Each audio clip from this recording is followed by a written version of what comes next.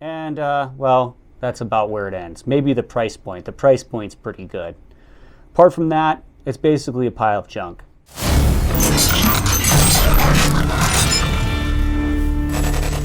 Howdy there, folks, and welcome to Bolts for Bucks. My name's Steven, and today we're going to go over the Savage Access bolt action hunting rifle, and then later in this video we will show it being tested at the range. But first, let's go over some of the basic specs, fit, feel, and function of this rifle. Now, you might be noticing that right off the bat, the stock on this one is the older version stock. The new stock has a little bit of a more raised comb design, a little bit more angled, beefy grip right here, and the foreign, in my opinion, flares out just a touch more, but very, very close, and the barreled action part is essentially the same. So let's start at the rear here. You have a pretty soft recoil pad, about 1 inch thick. Does, in my opinion, an okay job mitigating felt recoil. A very cheap polymer stock, nothing remarkable there, has some hollow sound to it, very reminiscent of a Ruger American quality stock. Grip here on the newer versions a little bit fatter, but on this one it's pretty slim. It's got some texturing for grippiness. And then you have a trigger guard that's a piece of plastic separate from the stock. I don't like that. I don't like it because it's plastic and it could break. However, I like that it is separate from the stock so that if it does break, you could replace it without replacing the whole stock. So there's pluses and minuses there. Then coming forward, you have a detachable box magazine. It's metal on the sides here and then plastic on the bottom. Has a plastic follower. The tab on the front of this is insanely cheap and chintzy and nasty, in my opinion. It's literally like a bent over piece of plastic. And I mean, it works kind of. Then coming forward, you have a receiver that's machined out of bar stock. It is matte blued, and then you have a barrel nut system, which is kind of nice actually, because then you can easily swap out the barrels on these. Then coming forward, you have a 22-inch Sporter Contour barrel. It's also matte blued, and it is button rifled. The barrels on these are free floated, which is good to see. They all come with a 22-inch barrel. It doesn't matter if it's 30-06 or 223 Remington, such as this one. And they all have about a 13 3/4 inch length pull on them. The receiver on this is just a machined piece of bar stock. It is flattened out on the side or machined away to shed some weight. You have a 90-degree bolt throw. It's actually pretty heavy and it kind of has a secondary catch. It had a really nice high polished bolt here, floating bolt head, 2 locking lugs, plunger ejector, and a little mini claw extractor in there.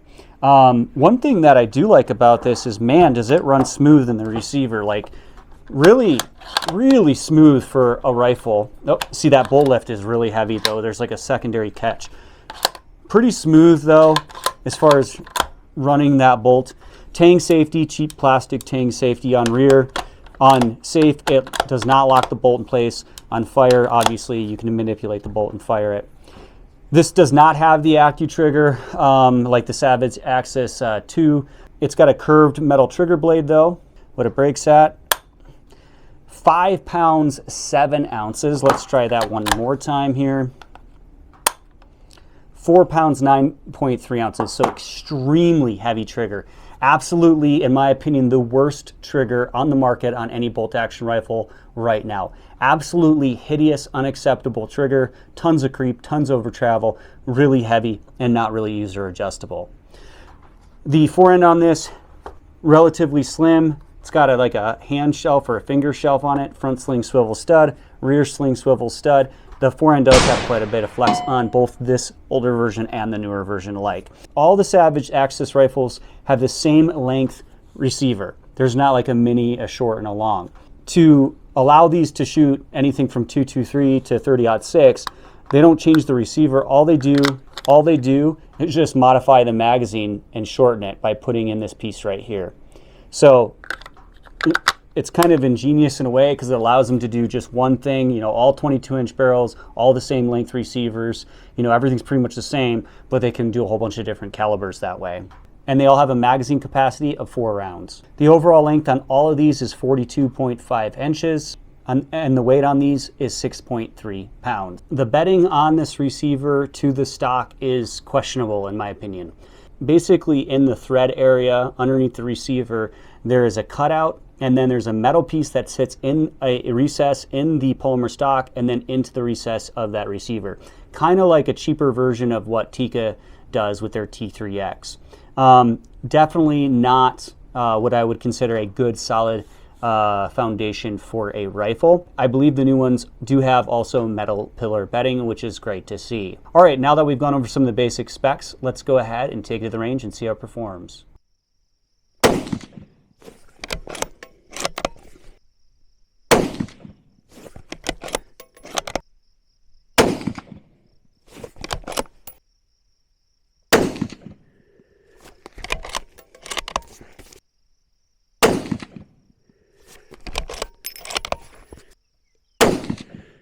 Believe it or not, this trigger's so heavy and breaks so rough that you can actually see the gun move about an inch down before it actually goes off.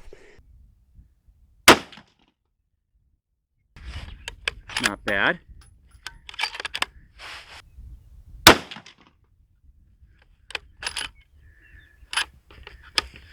Okay, let's see what happened here. I did have a failure to extract after just saying on camera that I did not have one earlier, and I didn't on the sighter shot or the first shot, 3-shot group. Now it was raining really hard and this ammunition did get a little wet, so maybe that's why. But I did have a failure to extract right there, not sure why. Whew, that could not be more dead center. Ooh. All right, now that we're back from the range, let's go over this rifle. And you might say, well, wait, you shot 2 different Savage Axis rifles in that footage, and that's true. I have previous footage and testing and a previous review of the Savage Axis and 6.5 Creedmoor. This is 223 Remington. The 6.5 Creedmoor did eventually shoot well, but it took a lot of time and break and procedure with it and a trigger job to get it to shoot well. This rifle here is shooting just okay. Neither one shot that good out of the box, and neither one was easily capable of sub-MOA accuracy out of the box. Things that I do like about this rifle: nice soft recoil pad, and well, that's about where it ends. Maybe the price point. The price point's pretty good. Apart from that, it's basically a pile of junk. You got a cheap polymer stock, it sounds hollow, a really heavy bolt lift that the way it's designed is angled so high that a lot of modern scopes with large eyepieces it comes in contact with, or your hand hits it trying to manipulate the bolt. The Tang safety doesn't lock the bolt in place. The bolt release system's kind of a pain to deal with. The plastic trigger guard is really chintzy. The mag release is very chintzy. And it had issues extracting. It had issues operating. So apart from it not being that accurate out of the box, neither the 6.5 Creedmoor or the 223, it had issues with the most important thing in my opinion, because at the end of the day you just need a gun to go bang, and that is extracting and functioning. So, not good.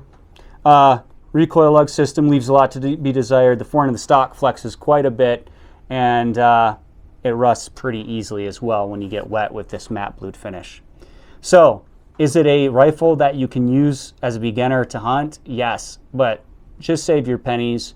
Get a Ruger American at least, or better. Thanks for watching Bullets for Bucks. Check out this next video and subscribe.